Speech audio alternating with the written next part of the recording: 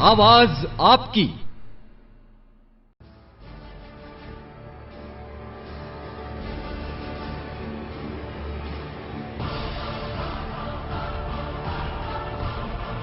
Party में देखना चाहिए ना कि वहाँ एलपीजी कितना सस्ता है और यहाँ पेट्रोल कितना महंगा। बारह साड़ी ओढ़ने बिछाने के दाल चावल पूरा चला सर। यूनाइटी के अंडर में आता है। एक थेंब पाणी नाही येत. नुकसान झालेली पराठी आहे. कुण्या प्रकारे जगाव ह्याच माझा मोठा प्रश्न आहे. देश का जो मेन प्रॉब्लम है ये कास्ट, प्राइवेट में भी रिजर्वेशन होना चाहिए। इसके लिए हमें को सड़क पर आना पड़े. प्रशासन इसके ऊपर कोई ख्याल देते नहीं है। आवाज आपकी।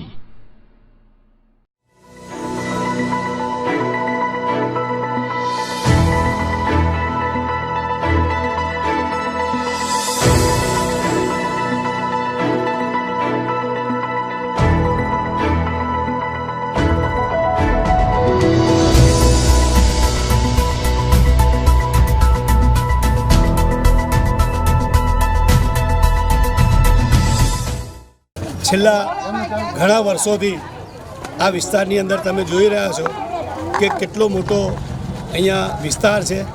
અહીંયા મોટી મોટી સોસાયટીઓ છે, મોટા મોટા બંગલા છે, બરાબર છે, પરંતુ અહીંયા સરકારી જે સુવિધાઓ મળે છે, અસ્વચ્છ જે ગટર લાઇન છે, રોડ સફાઈ છે, એના નામે અહીંયા મીંડું છે.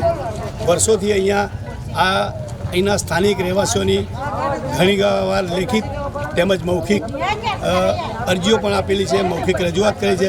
તેમ છતાં આજ દિન સુધી આ વિસ્તારની અંદર ના તો કોઈ નેતા જોવા આવે છે કે ના તો કોઈ કર્મચારી આવે છે. અહીંયા ગંદકી એટલી બધી છે કે ના પૂછો વાત. તો આવો આના હિસાબે આપણે આ ગંદકીના માટે અને આ વિસ્તારના સુખ સુવિધા માટે અહીંના સ્થાનિકોનો આપણે બે ચાર જણને આપણે પૂછીશું. અને અમે અહીંયા સાળંગપુર રોડ મોહમ્મદનગર 1, 2 અને 3માં રહીએ છીએ. અને આ વિસ્તાર છે એ લગભગ 15 થી 16 વીઘામાં ફેલાયેલો છે. 100 વીઘામાં ફેલાયેલો છે. અને અહીંયા ઓછામાં ઓછા 15 થી 20 હજાર માણસો રહે છે.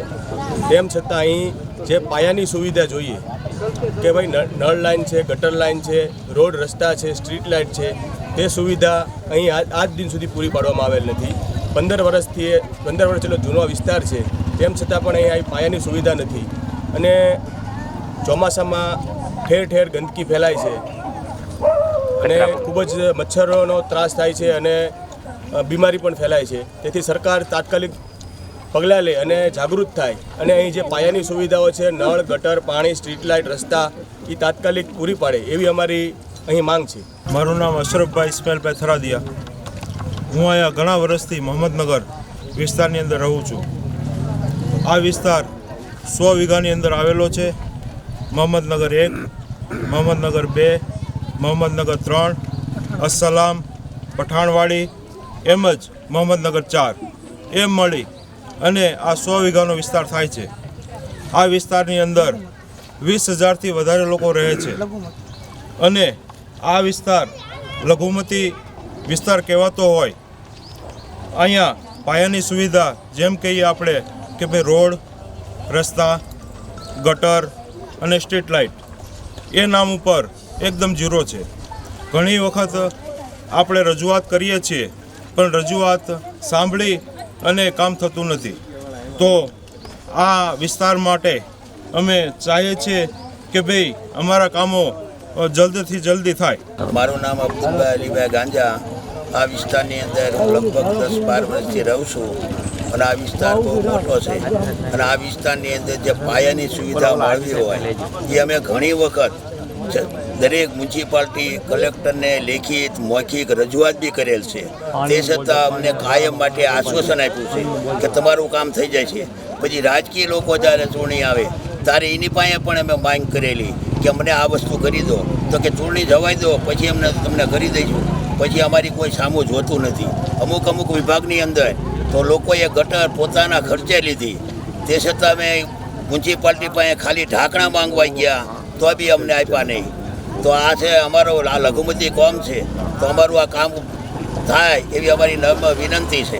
અને મહમ્મદનગરની અંદર ઘણી જેવી સુવિધાઓ પ્રાથમિક સુવિધાઓ મળવી જોઈએ તો એ કોઈ સુવિધા અમને મળતી નથી.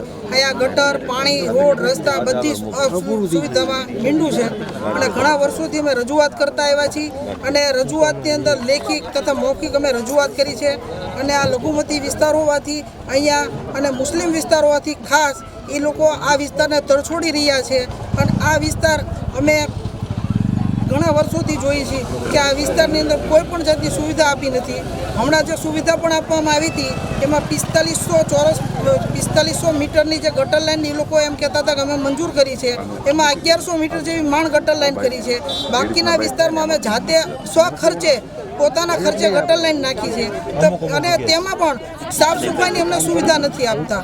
જે સાફ સફાઈની અંદર માની લો કચરાની ગાડી આવી જોઈએ, કચરાની ગાડી સમયસર આવતી નથી અને એ લોકો જે માનો કે કચરો પછી રોડ ઉપર નાખે અને ગંદકી વધારે ફેલાય છે. અને અહીંયા રોગચાળાનો સૌથી મોટો વિસ્તાર છે. સ્વાઇન ફ્લૂ જેવા, ડેન્ગ્યુ જેવા કેસ આ વિસ્તારમાંથી બનેલા છે.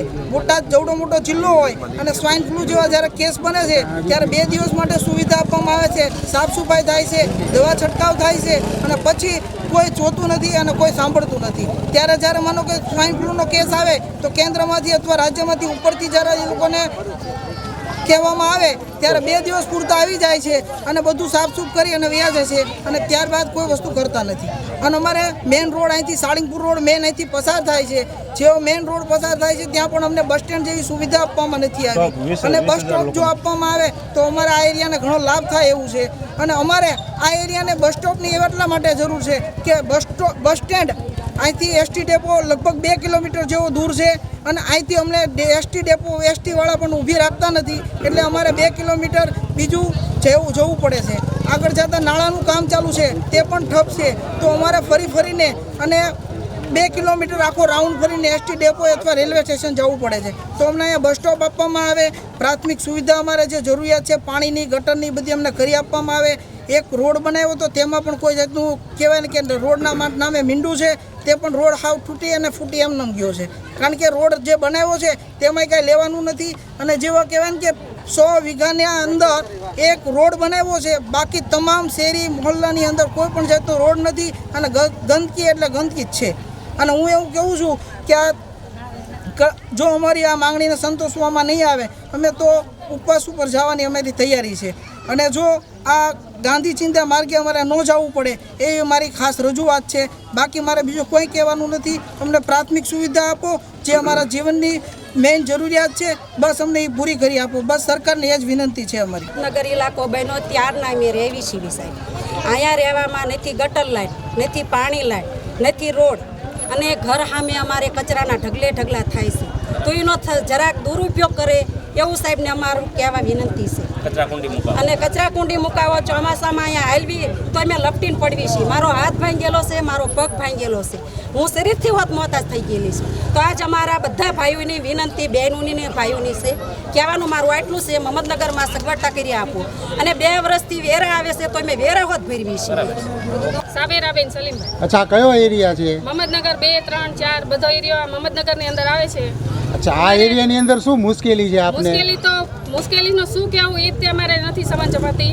પાણીના રસ્તાની, બધી ગટરની, પાણી ટાઈમે આપતા નથી. આખા શહેરમાં 4-4, 6-6 દિવસે પાણી આપે છે. અમારે 10-12 દિવસ સિવાય પાણી નથી આવતું. જ્યારે વારો હોય ત્યારે લાઈન તૂટી ગઈની ફરિયાદ આવી જાય છે અમારે. અમે નગરપાલિકામાં જાહેર કરેલું છે બધું તે તમારે પાણીની સગવડ કોઈ દિવસ મીઠા પાણી ટાઈમે નથી આપતા. ગમે ત્યારે ગટરની સુવિધા નથી રોડની સુવિધા. જ્યાં ત્યાં ગંદકી ફેલાવેલી છે. અત્યારે ડેન્ગ્યુના વા છે, કોના ઘરે મંદવાડ હોય તો કોણ જવાબદારી લે? દવા છંટકાવ કરો આવે છે?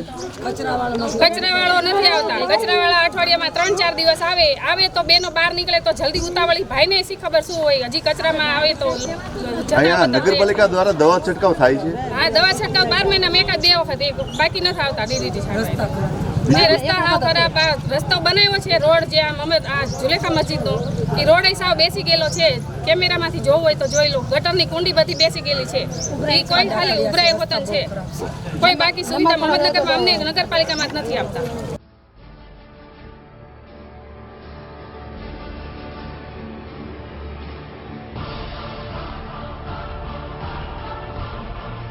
आरटीओ में देखना चाहिए ना कि वहाँ एलपीजी कितना सस्ता है और यहाँ पेट्रोल कितना महंगा। बारह साड़ी ओढ़ने बिछाने के दाल चावल पूरा चला सर एनआयटी के अंडर में आता है. एक थेंब पाणी नाही येत.